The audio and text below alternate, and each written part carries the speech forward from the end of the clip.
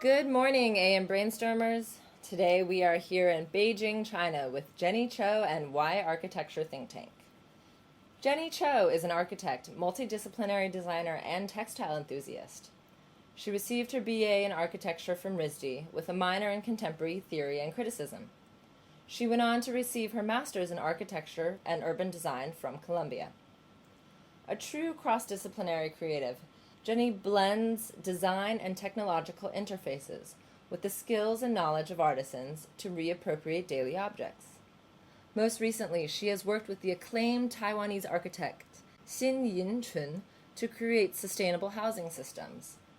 She has also served as a visiting critic at New York City College, the University of Hong Kong, and the China Academy of Arts in Hangzhou. Jenny was the assistant curator and exhibition designer for the International Design Exhibition at the 2011 Chengdu Biennale, and designed the Taiwan Pavilion at the 55th Venice Biennale. Why Architecture Think Tank is a studio focused on architecture, urbanism, and architectural research. Founded in Brussels by Cruz Garcia and Natalie Frankowski, Why and its parallel artistic practice, Garcia Frankowski, is currently based in Beijing. Standing for What About It, Why strives to make significant contributions to the collective intelligence of architecture, from the contemplation of buildings and master plans to the production of research projects and innovative publications. Their recent project designs have been shortlisted for the National Center for Contemporary Arts in Moscow and have been included in a variety of exhibitions, including one at MoMA. They are the co-founders of Intelligentsia Gallery, based here in Beijing. In conversation today, the three will discuss the creative practices that parallel architecture.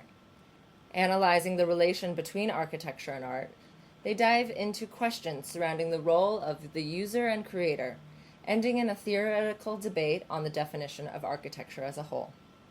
Bactagon would like to give special thanks to Opera Bimbana for their freshly baked pastries, and The Other Place for their beautiful courtyard space.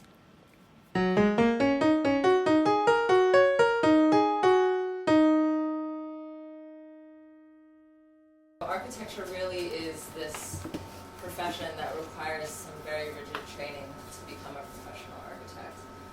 And how do you go about balancing this training and this skill set with maintaining a creative balance?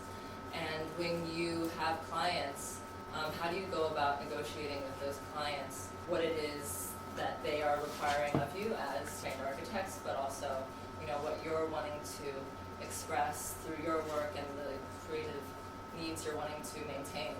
And then as a result of these projects that are more commercially driven, from where arises the need to have an alternative practice or a parallel practice? I find it interesting because your creative practice that parallels your architectural practice is one that is much more working with the theory and creating for yourself within that architectural practice. But Jenny has gone into exhibition design, which is kind of creating a platform that allows other individuals to be more engaged with an artwork or with a design piece. So it's kind of like you've spiraled off in these two different directions, but very much, from the same, core. For me, I always felt like being an architect is something, like a true architect, I always had a feeling that you kind of have to born into it, to be an architect. For my own training, I was trained, all my education, pedagogy was architecture from undergrad to graduate school, and I study at a design school for architecture. So there's always a very close relationship between architecture and the arts. But then after education was finished and then you start working in the professional field, there's always kind of this cloud there. And how do I become an architect? Because to call yourself formally as an architect, we all have to go through our entrance architecture exam to get our license. Then we can really rightfully call ourselves architect. But there was also, I always kind of have this question of, I can think, I can draw profoundly, but what's the relationship between that and what I can build. And also, Zandy has asked a question before: is there like a archetypal? What's the origin of architect? And something I always think about is the story of the Daedalus, the Greek mythology. Daedalus also means the cunning craftsman. So in a way, I always think about being an architect is then knowing how to build. So I had the opportunity in the recent years to work with a really amazing Taiwanese architect, Xie Yinjun, who has been teaching people how to build in rural site, China and Taiwan for post-disaster reconstruction project or rural development. So this idea of like creating an open system platform to engage others to build and the cooperative construction process was very attractive to me as in a way to rethinking about my professional path and career. And it turns out relationship between then yourself as a designer and your user, and even a way that you can reverse that or you can be on the equilibrium platform. This idea of like kind of re-educating both ourselves as designer and who you engage was carried throughout the work that I have done together with the Taiwanese architect that we were invited to do a project for the Liverpool Biennial that we built 60 emergency shelter that occupies the City Hall public space. And this was also during all the Occupy movement. So be able to give us a permit to do this installation in Liverpool in front of City Hall was also something kind of was an intricate issue, and the biennial committee really had to press it to get this project through. And this project was also built with a team of architecture students and volunteers for the biennial. And then we ran around a workshop open to the local public to teach them how to construct a very simple elements of a shelter. Still, I was interested in this idea of then not to re-examine pedagogy in architecture, but then in a way rethinking about education. We did a studio at University of Hong Kong for the MR2 students. This is their final studio before they do their thesis. And it was about kind of a self-construction menu for the people. And the students had to develop a catalog of industrial like housing project from the modern time until now, thinking about what's the way of like standardization in architecture, and develop their own prototype for their project. And at the end, what's important is we were able to submit a project for the Central Hong Kong Biennial, that the students made this illegal parasite structure that's at the rooftop entrance of the exhibition to showcase their one semester of research and design work. But most importantly, that then really engage the process of like designing something and then be able to build it themselves. This process for me was very satisfying because the student was able to carry on this process themselves as one team. Then they created a mock-up of one of the units. But now they're carrying on this project to somewhere else. The structure now is taken down after the exhibition is finished, but they will bring this project to one of the youth rehabilitation center in Hong Kong and rebuild it there. Also teaches the youth their kind of like a skill training workshop on how to build the structure. For us, it's like how we saw architecture was a bit different than what we found when we just started to enter like the working world of architecture, because both like Cruz for his final studies in Puerto Rico didn't do a pure architecture project, but wrote it's pure architecture, but it's not a building. Yeah, but you wrote like it's about architecture. A thesis. Yeah.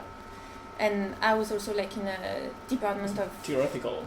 Art, architecture, and philosophy. So also I was already trying to bring a lot of theory, and we already trying in our study to bring all the different languages that constitutes architecture. Because architecture for us is not solely building. And building doesn't make you an architect. And I disagree also with what you said, that you have to take a test to some of the greatest architects that didn't study architecture. And also building a lot doesn't make you an architect neither. I don't think that that's something that you can get with a certificate in school. And I don't think that's something that you like work doing it. It's like something that you have to pursue like with your practice. And you may achieve it by building, but building doesn't guarantee that. And also you may achieve it by not building. Some of the like most important architectural works that were never built. So there's like this process of trying to find some idea to push forward that will bring architecture forward. So it's a very comprehensive discipline, and that's why like studies are so like rigorous and stuff, because it's very exigent in the sense that you have to have technical knowledge and you have to have like a theoretical knowledge. You have to know history of architecture. You have to know how people live, like sociology, politics, etc., because it comprehends everything. You work with clients sometimes you work with people sometimes you work with anybody. So it's like a flexible thing. Yeah, and also, I mean, from the start, that's why we use so many different tools in our practice of Why Architecture think tank. Like, we do design, but we also write theory, and we can also use tools like animation. We do what we call narrative architecture. We write and we build this fictionless world where we bring a critique to the present architecture. We have a theory of architecture that the sole purpose of it is just to make a critique on the discourse of architecture. So what's your theory and what's your critique? Like the critique is like when you see that something doesn't work, sometimes the option is not to build something else. Sometimes it's not to build, it's to think about it. Like somebody says, this is a terrible strategy. And then this is one is better, but it's actually terrible too because nobody has the time to think about it. Like if you look at the economic climate when there are crises and stuff like that, people cannot even afford to be building like large scale things. But the thing is that because everything is so based on the like capital's relationship, like somebody hires you to do a project, then you build it, and then it's like this like a very hierarchical, or even if it's the grassroots, it's still like the architect taking a decision or somebody to like, let's make this. But what we find that is very important is to create a vehicle also that allows you to have a hypothesis about something and to be able to criticize the discourse, not necessarily even the project. Because even if architects are not embedded in theory, everybody's not into it, it is fueled by it, because everybody knows Le Corbusier, everybody knows modernism, and we're all changed by it. So even if we don't want to take it into consideration, it's there. So what we try to do is to create a structure that you can use that. What I have seen so far with your work, there's a lot of kind of position that you're taking towards to modernism and avant-garde practice architecture. Yes, and yes. how does your investigation, your work feeds into your professional practice, and how you deal with a client, or do you communicate that part of your work to your client and help with your project? Like we can give an example in the Russian project, because there's a competition to design a contemporary center for art that is like 46,000 square meter city of art. Basically, it has an artist residence, it has a collection repository, it has exhibition galleries, a theater, multi-hall. And we applied pretty much everything we believe in, like the relationship of architecture with the public, like what's the role of contemporary art in society, what's the role of the artist in society, what's the role of the art institutions, so all these things. Because so what's the role of architect in society? It has several roles, but one of them is like in our case, like we had to work with the people. We see people on top of the client. We wouldn't substitute the interest of the client if it doesn't benefit the public in general. So if it's a public building, we're going to think about how we integrate and how we incorporate a real public program in a building. That is not because somebody's hiring you to do a museum and then you make some walls and then you put the art inside. That for us wouldn't do it because it doesn't go with our philosophy. As architects, as artists, as normal public too. So then we try like really hard like to incorporate all those things in the project and to present it also as an option. Even if you don't choose our project because we were too young and everybody else like a 60-year-old architect, like a really famous or whatever, you still heard what we had to say. And you choose us to come to the second round. So at least you acknowledge that the idea is good. So even if you're not going to hire us to do the project, at least you have like that seed in your head that like maybe this building shouldn't be a big wall like some people were proposing, like make a really big wall with a billboard. And that's like exactly the opposite of what we're trying to say. Like, for example, because it's something, it's not theory in the sense of something very far away, but theory in the sense of like thinking about something that after you can apply somehow. That's just to give a very practical example. Sometimes the examples are not so practical because they shouldn't be so practical. Also, they should remain in that realm of the discourse, because also important to have like both things that are going parallel.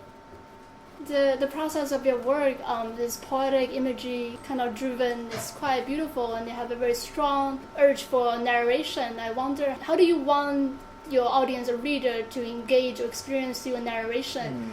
And also, I'm very interested in the children's book that you have created, and if you can just talk a little bit more about the creation of children's book and how working with kids and how you relate to that and what kind of your reaction with working with kids then affect how you generate your narration.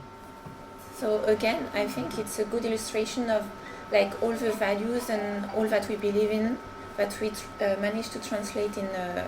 We tried to translate. But we tried to translate. You hope the kids like it, but in a more like kids story. But I think like because all the references we use, like also like the background of the story, is the same references as we use in architecture and all in theory.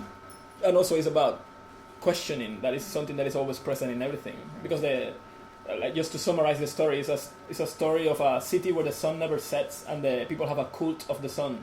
And when you tell that story to kids, can you just give me an example of how they respond or interact with that story? Like pretty much what we do, like the first workshop we did it was a literary festival. It was pretty much to make the book again with the kids. It used a lot of architectural reference, but it's also in the art field too, because it's about like how you make these things with geometric shapes, but also how you keep this like a political idea behind the book of like questioning even the sun, because there was a moon there, and then it's a different feel. Also, we made the book somehow because we feel like the kids, I mean, Church understood this long time ago. The kids are the ones that you have to approach first because they're going to be the adults after.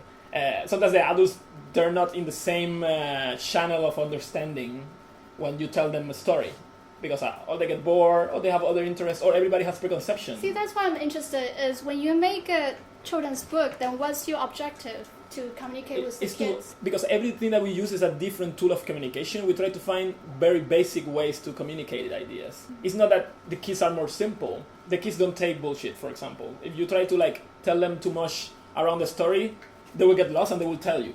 Because an adult will look at you and say, oh, I kind of understand, or I don't understand, but I won't tell you. But the kid will be like, this doesn't make any sense.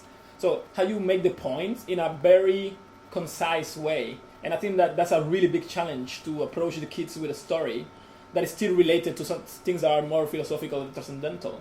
But also they have a very interesting way to understand things that is like more like authentic somehow, because it's closer to actual what they think about it. Sometimes we made this architectural narrative that are very complex and full of philosophy and like art references and things.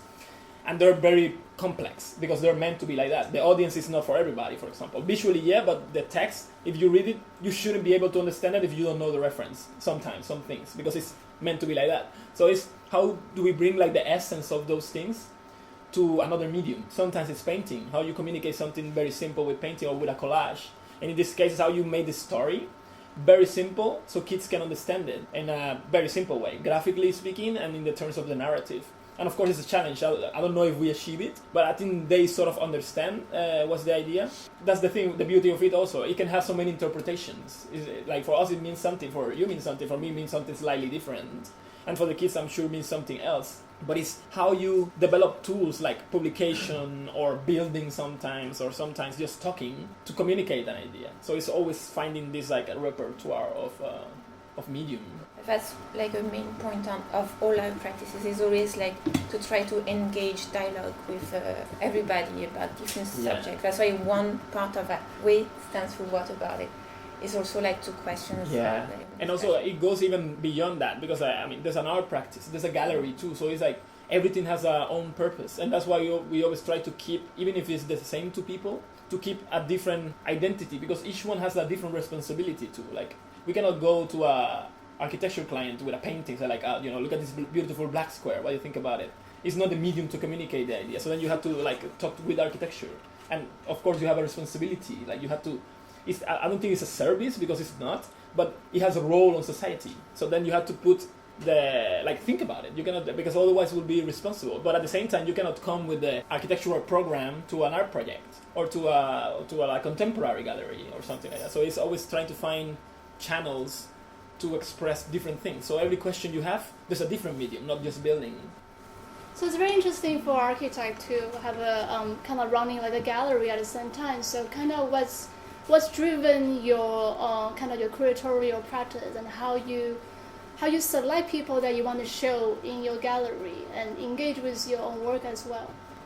That's very interesting. It's more like a real learning experience, because we're trained as architects. That's the first thing. But we also have our art practice, but it's very specific, which is also somehow theoretically related to the architectural practice.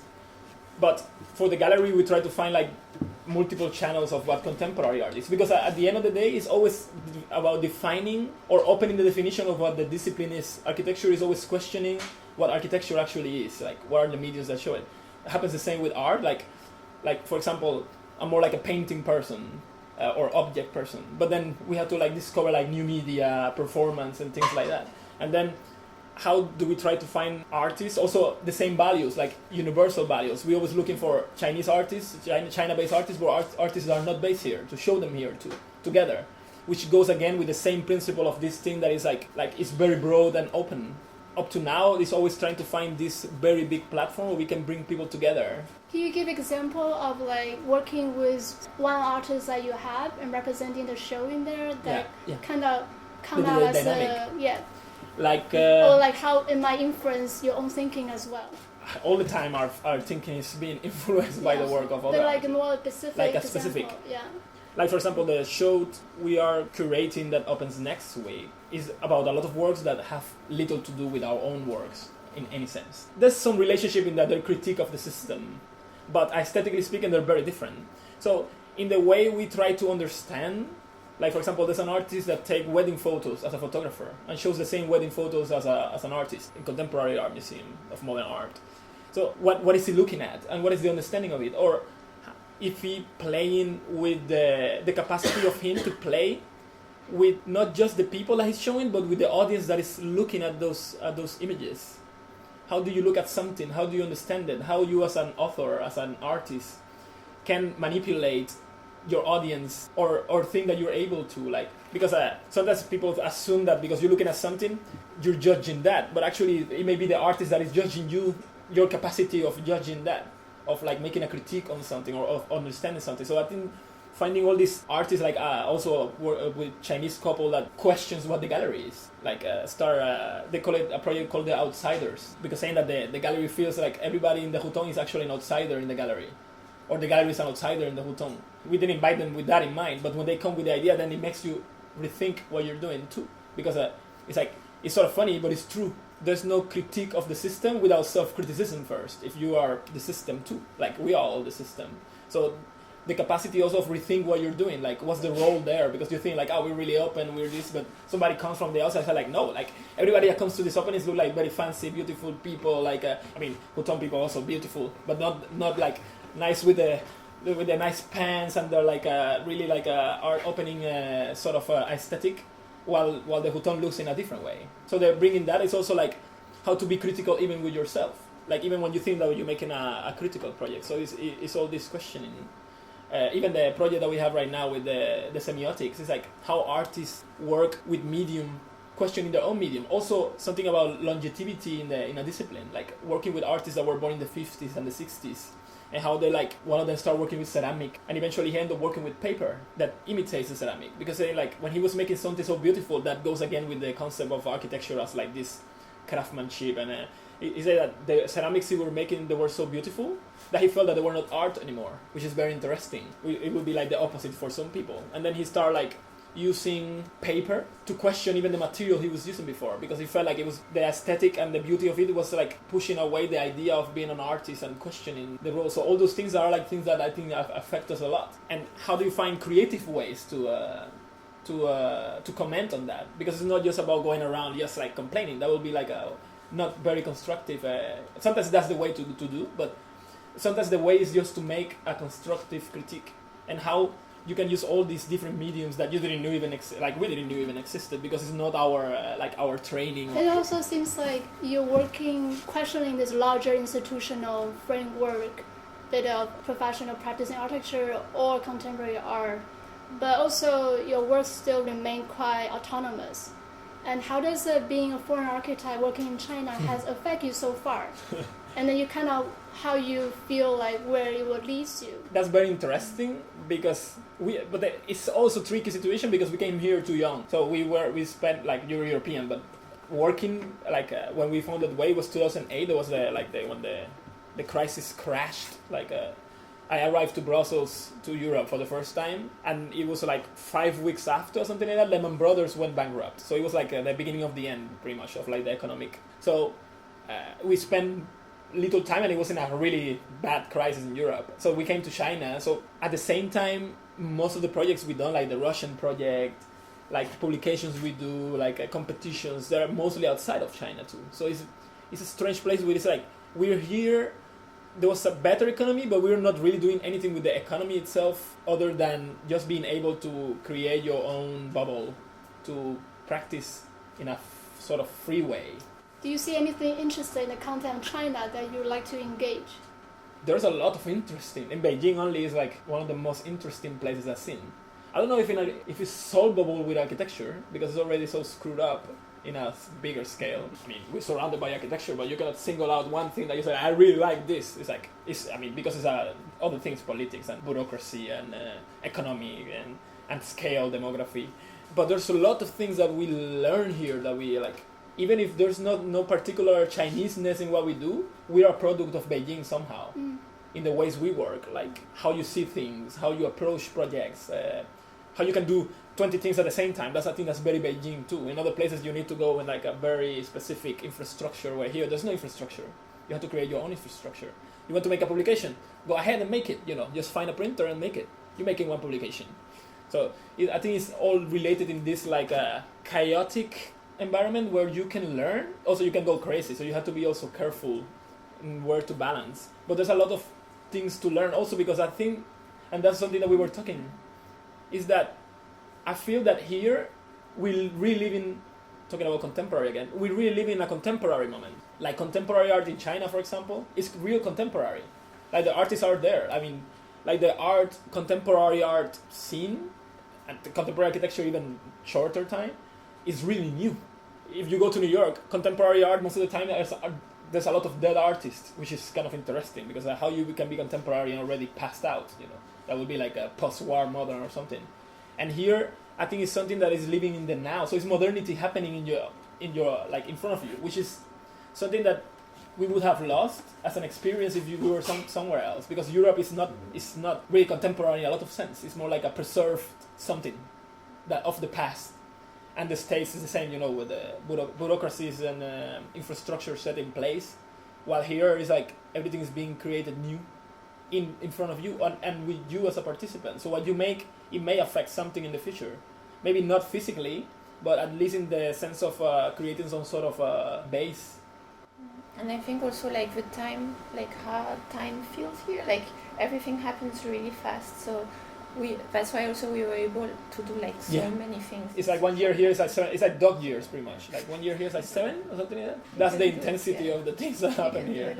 It's like an accelerated life in all the senses, I think. I think the opportunity of living in a contemporary place, like real contemporary, I'm talking about like what the word actually means for things happening, is very special. But also it's ungraspable because we don't know what's happening. And we may be doing something that we don't know the result yet. Everything changes every month.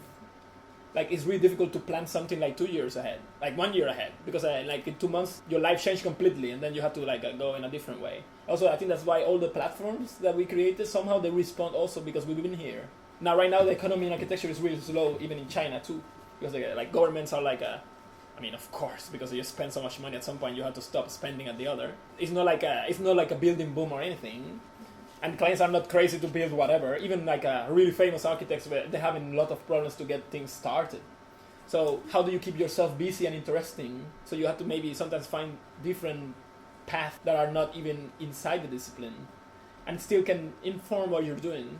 But also architecture is so slow. It's for old people. A building takes like years to build. So then you start something now that you're going to see maybe in 10 years if you're lucky, and if it's going to be what you made. So how do you find things that can be at the pace that you actually are at the same time and still developing that? So it's like throwing in one ball here and then going and throwing another one that goes a little bit quicker, and then going here and checking this ball again and then going to the other side. So it's like, I think that's also something that maybe is more extreme here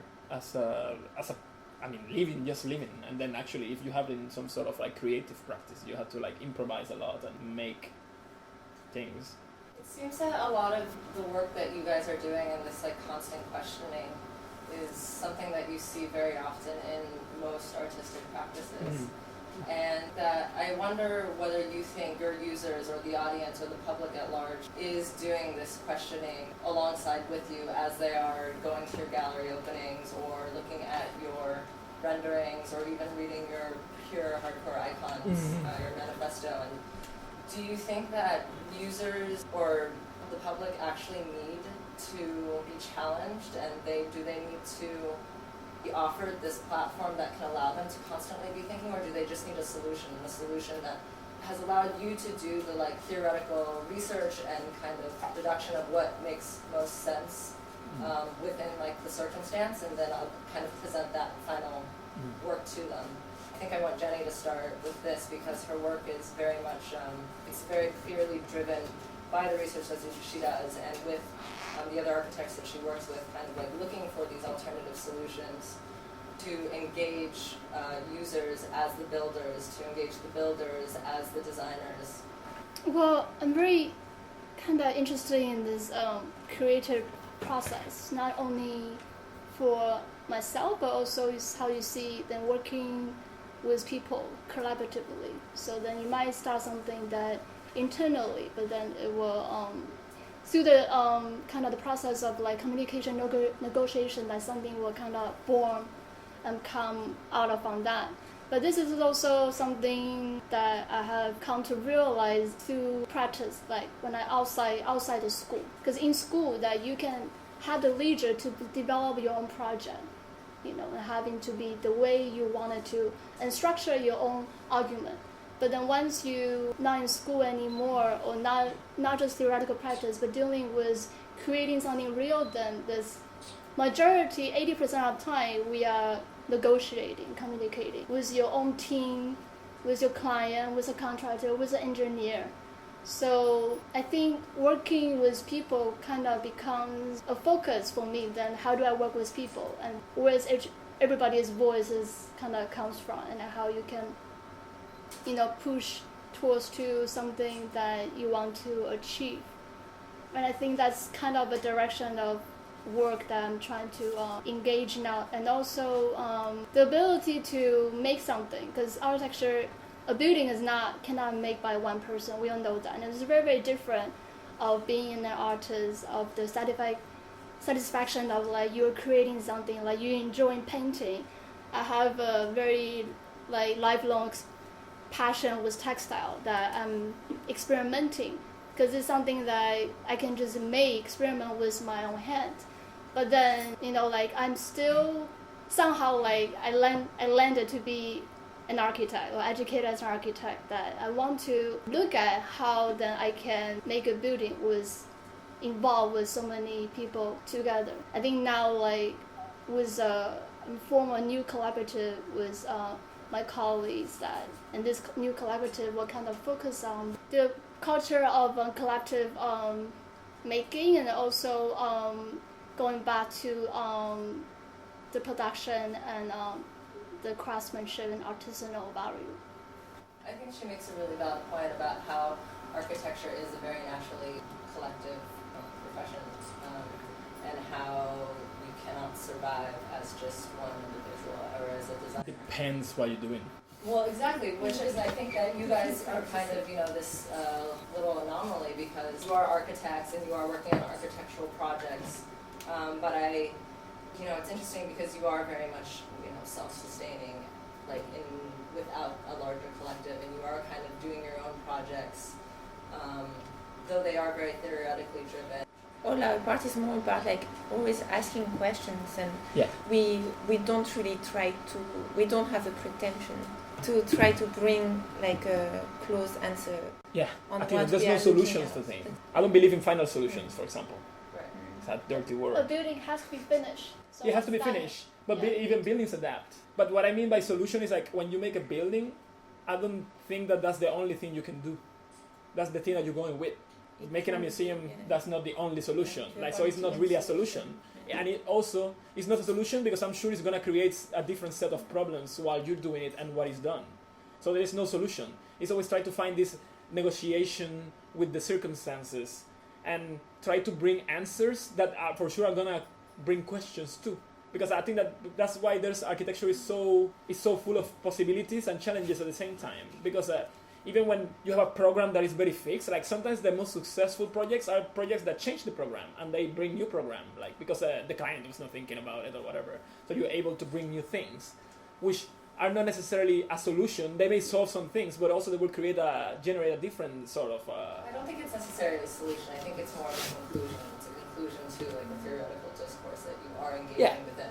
But again, there's no solutions there neither. It's still things that, because it shouldn't be a solution, because then it will stop. Then there's no. It's like achieving the end. Right, but a building does need to be built, and a building does. Yeah, but that would create another thing, because that's why also like successful architects, they don't make one building. Right, but you're also, when you are asked to create one building, you're not necessarily redoing the urban plan for the entire. No, but you're thinking a lot of. What I mean is, like, even if the building is one concrete thing, like you as a career and stuff like that, there are things that you learn from there and you can take on. So it's this like ongoing dialogue. And again, that's what I'm saying. Like the master architects, they're not because they made one building that is great. That's like a one-hit wonder. Like when they're really good, they're able to keep on pushing the boundary and the envelope further and further regarding like how the buildings are done. Could be how buildings operate within a fabric. Like what challenges do they bring like to the use of land or the use of the building by the public or the relationship with the environment. There's so many things that are embedded there. And usually when you pay a lot of attention to one thing, you are like, it's also a balance. Like, that's why there's no perfect buildings. Like, for example, if there would be a solution there's always like approximations of one goal that you, like we're a lot more open with art than with architecture. And I think it's because it has a different role. Like art should be free, but architecture is not that free. Architecture has to deal with things. And those things, they're never solved. They're always like in the process of getting there. And that's why you always have to keep on improving. And you have to always got to keep on making things better and how to rethink what architecture is for, who's gonna use it, how it's gonna affect the future of the discipline, the future of the people. All these things go on and on, and it's like there's so many things that you have to deal with. You're dealing with clients, but you're dealing with the people that are gonna inhabit the building. If it's gonna be a building that's gonna be inhabited. In China, a lot of buildings that have no people, so it's okay. There's no like responsibility there. It's more like you build something and it's just a shell.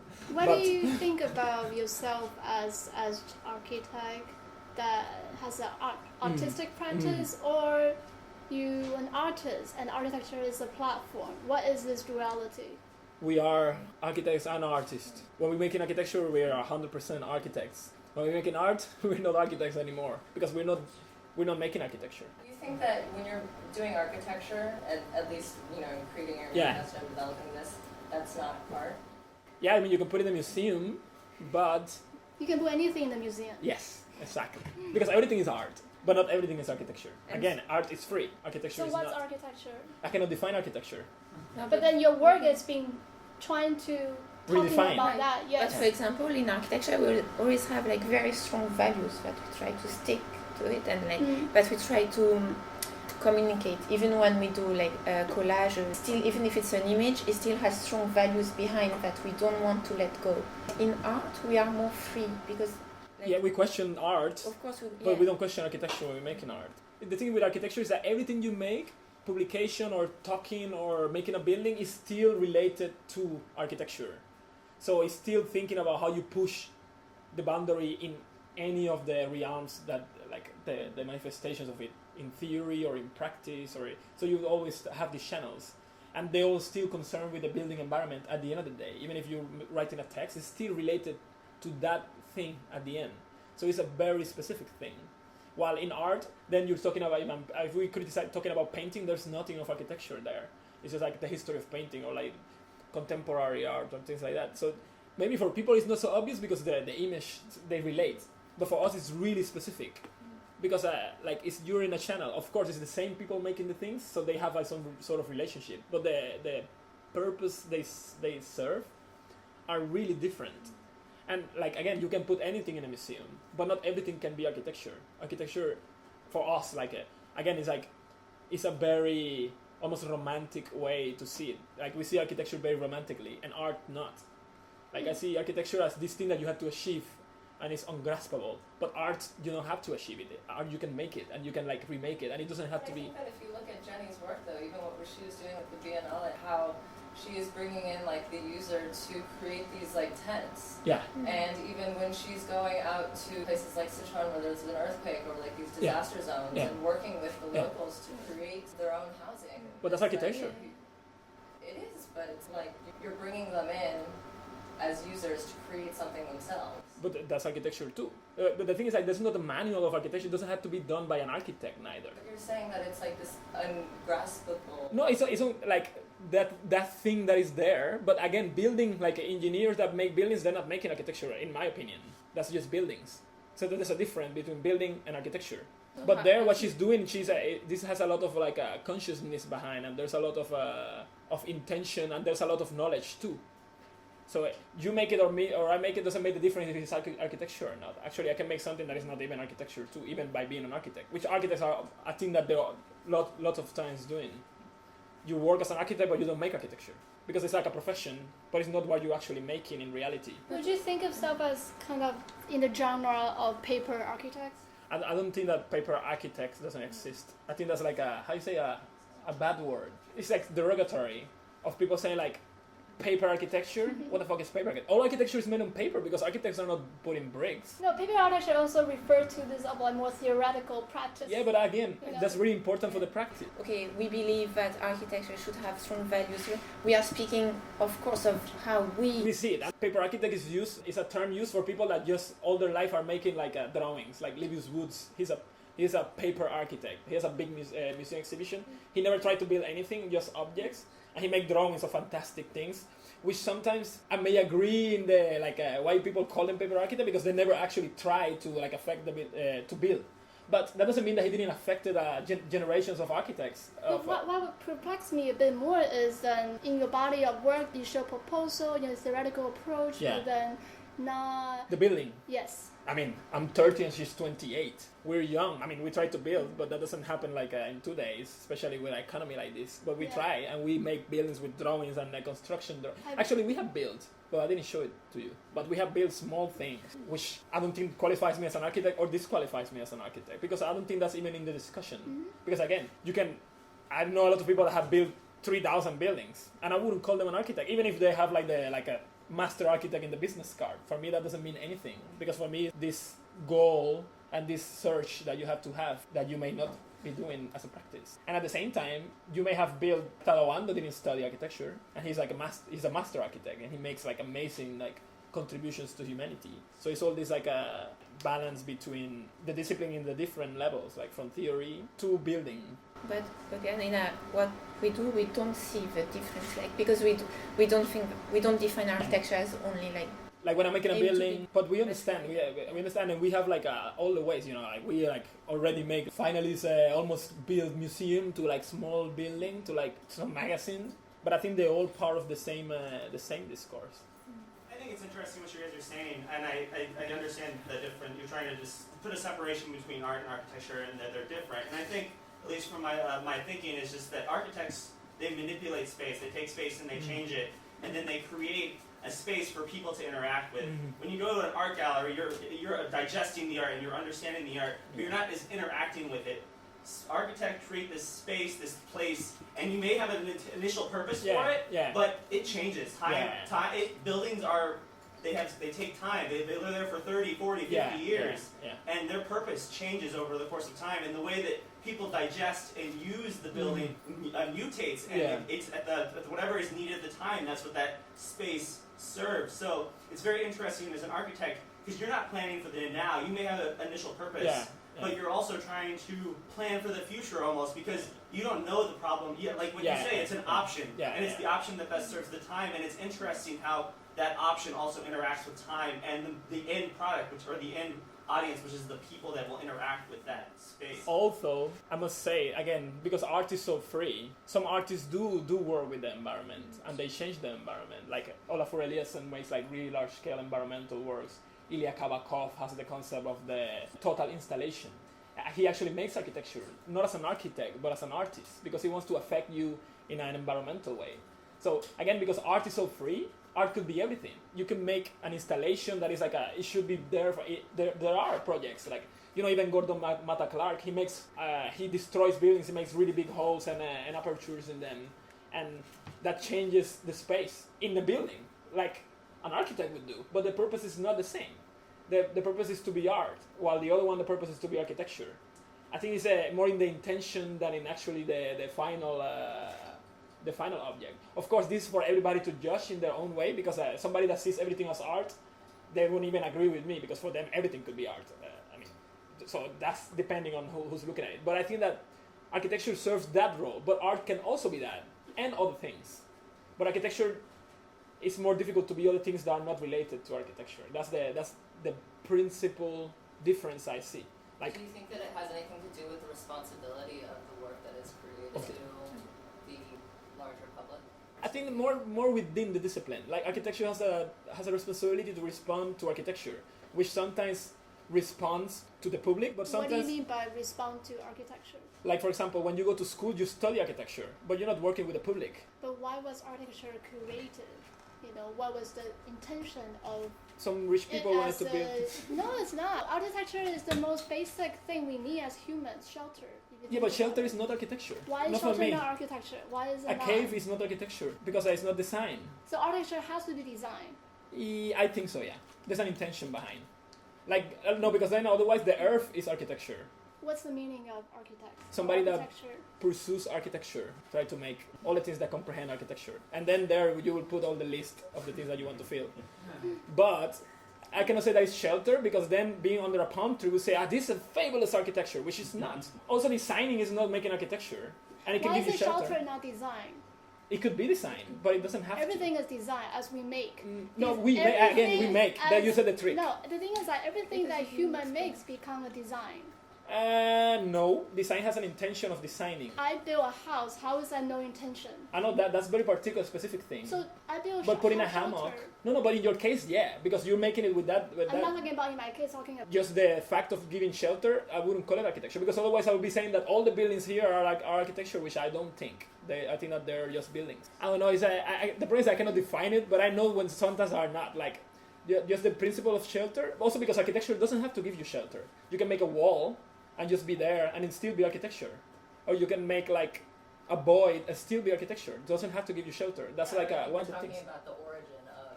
But I don't think it's the origin either. That's a very understanding, very particular of one specific case. But architecture as a discipline started pretty much because there was a client hiring people to make something for him. You're talking about that's a very contemporary modern thing. Yeah, because before there was no architects as a discipline. What do you think about like cathedral churches? There's no architect involved? Yeah, there are architects involved. Yeah, but there's still that's one of the oldest profession.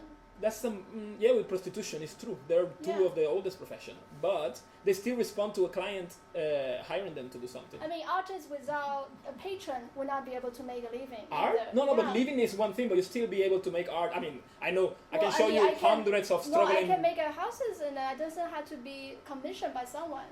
You can also. You commission by yourself. Yeah, no, but the process of making, you can make them both the same way. They just serve a different purpose. That's the whole thing I'm saying. But the thing is like, art can include all the like environmental and non-environmental aspects, while architecture is still concerned to architecture. But like the definition I'm giving you of the response to the discipline, I don't think that's the ultimate definition. Again, that's not what we think that everybody has to think like that. That's how we operate. That's how we see it. Because I can also make you the argument that everything is architecture, and then I still think that to like put some boundaries within the like what we understand, we like make this separation. That also, if we start like questioning, it's also debatable. I don't think there's a ultimate definition of architecture. But I think that there's one definition of art. Art is everything that you say that is art. That one I can never debate against. But architecture, that's I think it has more like specific constraint. But again, with the architecture definition, I think it goes from individual to individual too. At least if you have a goal in a practice, like she has, like we have. Like you will define it according to what you want to do, and eventually will lead you, because that's like making a theory to practice it. Making a theory doesn't mean to publish a theory. It means to have an idea of what a practice should be and then pursuing that practice. So for some people it's to make shelter. For some people it's just to write books. So for some people it's to like teach I cannot define it because it will be, it's not that it's pretentious, it will be wrong, I think, just by defining it. So like one of the manifestos we wrote was like to define architecture. It was saying everything that architecture is and is not, but I cannot say what it is as an end. This podcast was produced in collaboration with Join us next month for a conversation on the influence of education and cultural backgrounds on the production of animation and illustration.